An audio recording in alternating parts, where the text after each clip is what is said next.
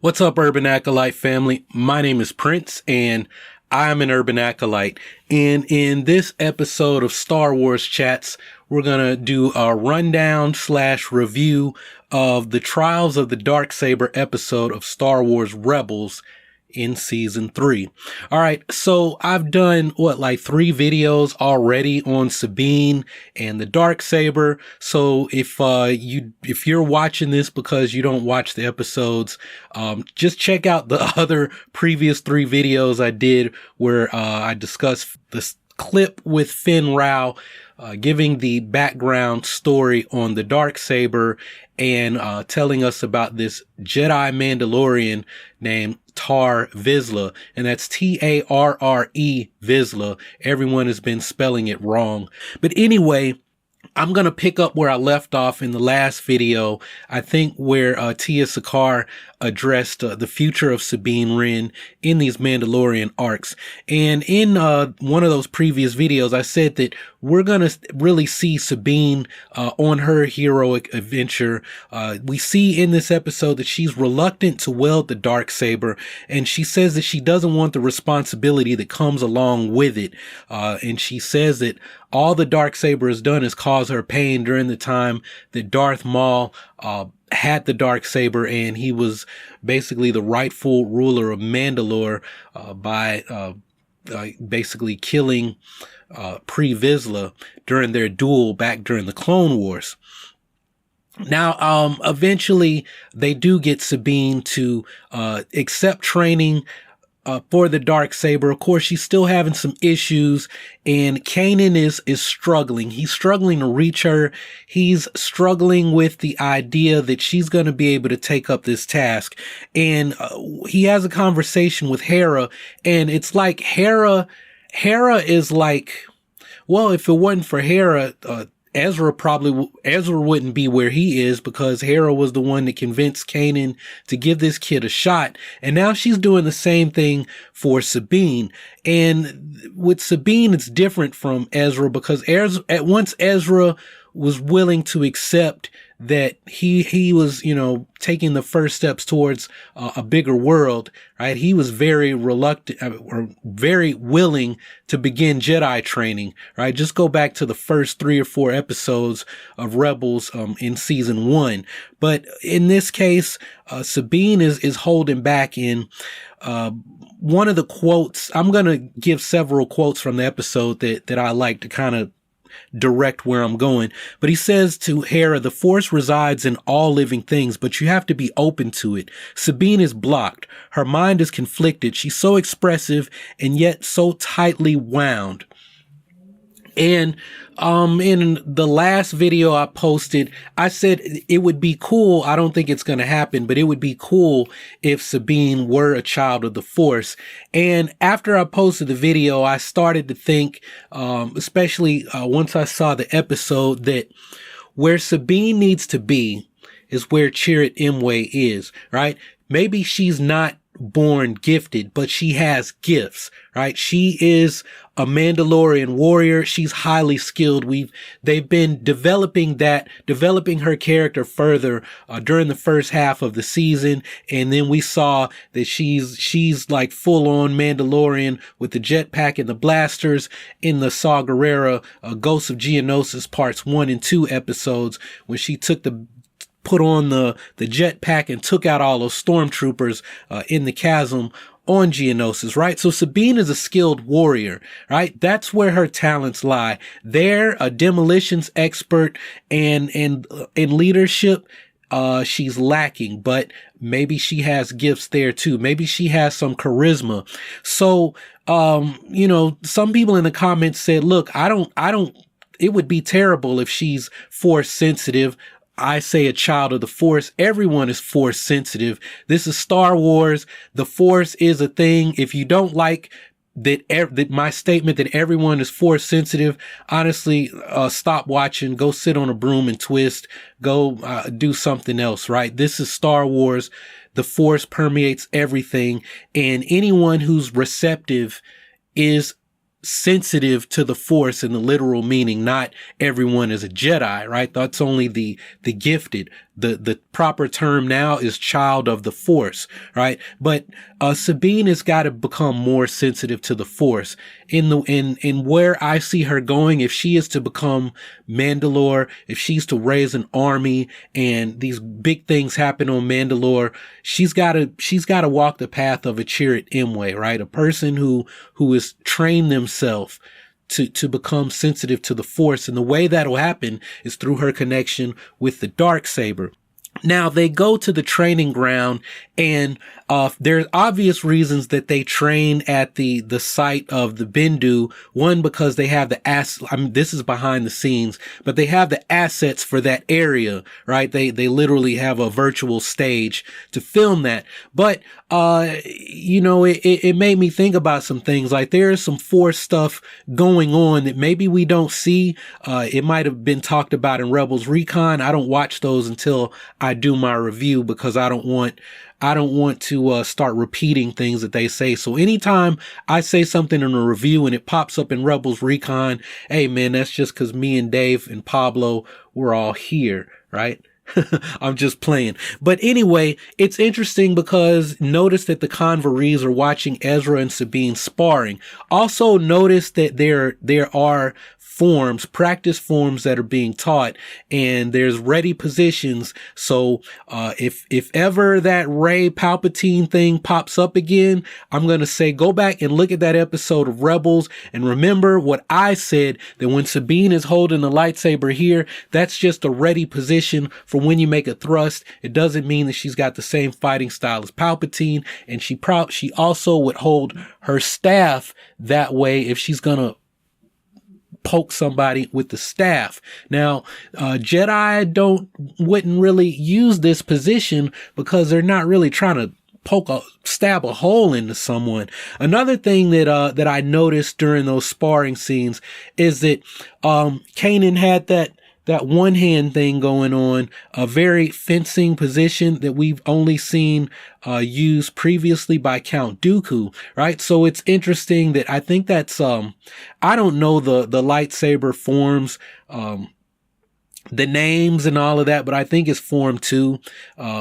or maybe it's Form 3. I don't know. I don't care. It's not important to what I'm trying to do, but just pay attention and notice that Kanan's fighting style in this episode is basically the same fencing style that is used by Count Dooku. And I have a feeling that Kanan is slowly starting to adjust or change his fighting style as he gets used to his blindness. And I didn't mention in the Ghost of Geonosis review, but Kanan, like, his Force abilities they have jumped. I don't know if it's just this is for story, like, okay, we're going to make him able to do these things for the purpose of the story, or if it really is, look, Kanan is becoming more powerful as he's getting used to his blindness, as he's setting a new equilibrium, right? Balance is different now that he's fully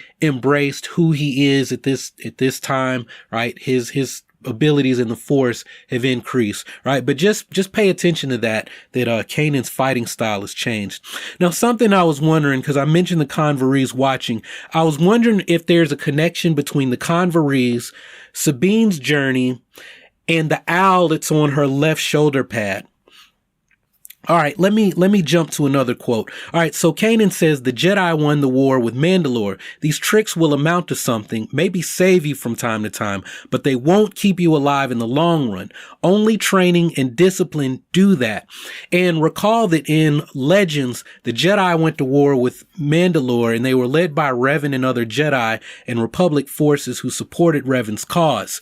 Now, Sabine is going to be challenged by other Mandalorians for the title of Mandalore, because she's in possession of the Darksaber. And we're going to see her go toe-to-toe with Gar Saxon later when they get deeper into this Mandalorian arc.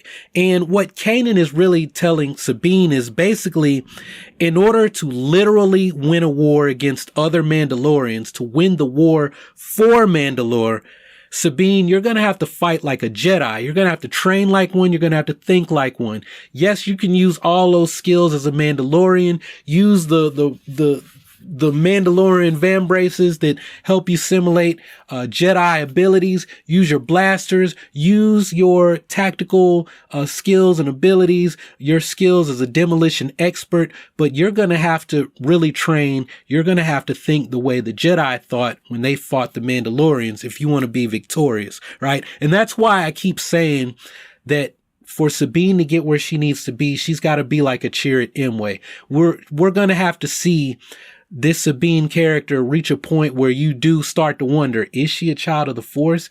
Does she have the Force? Is it strong with her? Is it, Kanan didn't, you're just going to have to wonder the same way that we did with Chirrut, right? But that's a topic for another one. Let me get back to this. All right. So when Kanan has that talk with Sabine, when he tells her, look, you've got to take this training seriously, she shuts down, she storms off. And coincidentally, she ends up sitting on the Bendu, where she thinks it's just a rock. And Ezra comes to console her. And this episode, as far as like emotional, reactions, hands down one of the best episodes of Rebels, right? And this was a really like jerking moment for me. And I said what Ezra said before he said it, but he tells Sabine that, look, Kanan means well, but Sabine pushes Ezra away, and she admits to Ezra that she's a disgrace and a traitor to her family. And she's actually dealing with some inner turmoil about what led to her leaving the Imperial Academy and leaving Mandalore and joining the Rebels, right? And she's like, look, I can't go home. I can't face my family. And Ezra says, look, at least you have a family. The Empire took everything from Ezra, but the Empire took everything from Sabine too. And we're going to learn that later, right? So as Sabine walks away, the Bendu appears. I don't know if the Bendu appeared to Sabine. We have a time lapse, time jump or time skip. Sabine goes on a walk, a spirit walk. Maybe the Bendu does speak with her, but it's really interesting because the Bendu always shows up to speak to conflict and imbalances in the Force. And remember that what Kanan said, the Force resides in all living things. So even someone who isn't a child of the Force or a Force wielder can still seek balance, right? They still struggle, right? The Force is still there. If there's turbulence in the Force, it's still going to be carried out, even though they may be closed to what's going on. And there's a question there, is that how many Mandalorians were children of the Force? How many of them could have possibly become Jedi? But because of the way their culture is set up, they are closed off to the Force. Maybe they demonstrate Force abilities as children, but as they get older and they're told, no, you can't do these things. We hate Jedi. This is the way it is. This is how we fight. We don't stoop to using tricks and sorcery and deception. That they become closed off to that. They become closed off to their inner knowing, right? Gnosis, as Alan Watts would say, right? They become unbalanced, right? Because they're very focused on the external and strong externally, but weak internally. That's something to think about. That's something, if I ever have a conversation with the story group, that I will remember to ask regarding Mandalorians and their culture. All right. But while Sabine is off doing her spirit walk, possibly interacting, talking, being counseled by the Bendu, we don't know at this time, Hera convinces Kanan to give Sabine the Darksaber and let her learn by literally jumping into the fire, right? So it's ironic that a trial by fire, or actually a trial by combat, is a very appropriate Mandalorian way of going about teaching Sabine. And that's what Kanan eventually does. And you have to have a breakdown to have a breakthrough, right? Now, did I say that in another video and somebody was like, dude, stop talking about your personal life. It doesn't apply to Star Wars. And MF, it does apply to Star Wars. And in that video, I was alluding to this episode. And look, Sabine had a breakdown, and she had a breakthrough. To get where she needs to be as Mandalore, she's got to go where she doesn't want to go. Training with this Darksaber, she's got to touch on emotions and memories, things that were in the past, in order to face them for the future of Mandalore. And what does Sabine say? I'm going to give you everything because Tia Sakar almost made me cry, almost brought me to tears. And if you've got a pulse, it probably did the same thing to you. Sabine says, the truth is I left to save everyone. My mother, my father, my brother. Everything I did was for family, for Mandalore. I built weapons, terrible weapons, but the Empire used them on Mandalore, on friends, on family, people that I knew. They controlled us through fear. Mandalore, fear of weapons I helped create. I helped enslave my people. I wanted to stop it. I had to stop it. I spoke out. I spoke out to save them, to save everyone. But when I did, my family didn't stand with me. They chose the Empire. They left me, gave me no choice. The Empire wanted to destroy worlds, and they did. They destroyed mine. Very moving speech by Sabine, by Tia Sakar. And what does Kanan say? He says, your family is in a prison, one of their own making. And it's up to you to help them out. So Sabine helped enslave her people, and now she's got to return as the person who frees them, right? I don't know why I can't think of the word that I'm trying to say, but she's liberator. She has to become the liberator of Mandalore, right? And who gives a shit about being the ruler of Mandalore and having this Darksaber? She is coming to liberate Mandalore, right? She committed a sin, right? A sin meaning you missed the mark. You fire the arrow and missed the mark. She fired the arrow thinking she was doing something great for the Empire, for Mandalore. And the arrow was the arrow that destroyed the Mandalore that she knew, the warrior spirit. It killed it, right? It enslaved the people, made them servants to the Empire. These Imperial super commandos are going and killing other Mandalorians. They killed the protectors, who were literally the protectors of House Vizsla. Clan Wren, House Vizsla. Yeah, that's what the protectors were. They were like the protectors of Mandalore, like literally. And not Finn Rao, Gar Saxon and these Imperial super commandos go out and kill Finn Rao and his homeboys, who had to leave because they didn't side with the Empire, because they're like, look, this is not what being a Mandalorian is about, right? And Sabine is coming to restore all of that. And Sabine asks, well, why would anyone follow me? I'm a traitor. I ran. I'm a coward. My family didn't even believe me. They cast me out. I'm the one who's been cast aside. I am the person that no one would ever see as a hero. Who would follow me? What does Finn Rao say? I would follow you. Ezra says, I would follow you. Kanan says anyone is going to follow you. People will follow you. Why? You're the reluctant hero. You've got the Excalibur, the magic sword, right? She is on the heroic journey. And when she holds it up the way she does, Axis Mundi, center of the world, sacred space to all Mandalorians. And now she's got to walk that walk. She has her wise, her wise person by the side of the road in Kanan, who is the Zatoichi character, the mentor, the sensei who is training her in the ways of the Force, because to use that Darksaber, she's got to connect through the Force, right? It's got to be a part of her. She's got to be a part of it. And how Gar Saxon comes into possession of it, that right now we don't know. She's going to have to use Ezra's lightsaber to get it back. but I'm guessing that her connection to that Darksaber is going to be what helps her emerge victorious, right? And I want to leave on this final thought, right? Because the homie Chris Ryan sent me an issue of Star Wars Insider, and I was reading in it, and Dave Filoni was talking about Rebels, and it sounded like this was an interview from like season 1, and he says that every member of the Ghost Crew is there for a specific reason. Sabine's reason for being in the Ghost Crew won't be all that obvious in the beginning, but when you find out where she comes from and where she's going, she'll turn out to be one of the most important members of the Ghost Crew. So I'm going to leave you guys with that thought and ask my question about this episode from there.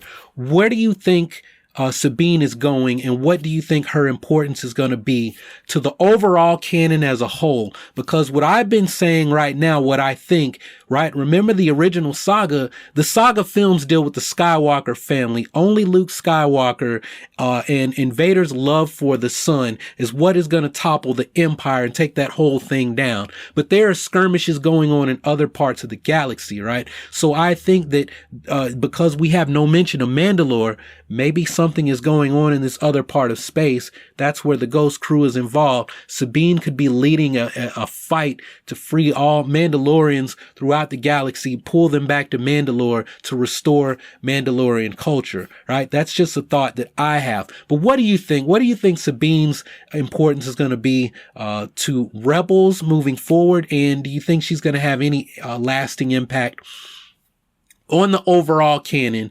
And if you say yes because she's Rey's mom, please shave your head and go to sleep and tweet Christian Harloff that you're an idiot. Seriously. All right. So let me know your thoughts down below, and I'll be checking back to see what you guys have to say. If you haven't subscribed already, go ahead and click on that subscribe button so that you can take your first steps towards becoming an urban acolyte. Use your love for Star Wars to help you make the commitment to improving your life and the lives around you. Make sure to continue to support the channel. Check out some of these other videos. Go and check out the Amazon store. Get you one of those Vader's Wrath hoodies. I'm not wearing one, but I will be in about 2 weeks. And that's all I've got for now. So thanks for watching. Y'all keep on breathing, and may the force of others be with you always.